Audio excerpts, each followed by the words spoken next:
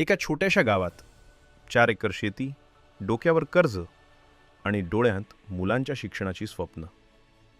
ही कहाणी आहे भगवान बाबूराव पवार आणि सौ शालन पवार यांच्या संघर्षाची. दुष्काळाने होरपळलेल्या परिस्थितीतही त्यांनी हार मानली नाही. आपली जमीन ही आपली आई आहे या विश्वासावर त्यांनी शेतीसोबत दुग्ध व्यवसाय उभा केला आणि मुलांच्या शिक्षणासाठी आयुष्य झोकून दिलं.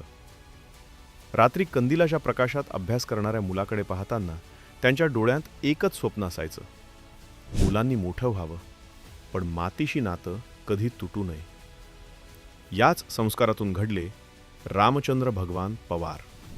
त्यांनी बांधकाम क्षेत्रात पाऊल टाकलं. पत्नीच्या साथीनं तिचं सोनं मोडून सुरू झालेला प्रवास आज पवार उद्योग समूहाच्या रूपाने यशाचं प्रतीक बनला आहे. आज रामचंद्र पवार विविध उद्योग क्षेत्रात यशस्वीपणे कार्य करत आहेत. पण त्यांच्या यशामागे उभे आहेत आईवडिलांचे कष्ट, त्याग आणि संस्कार.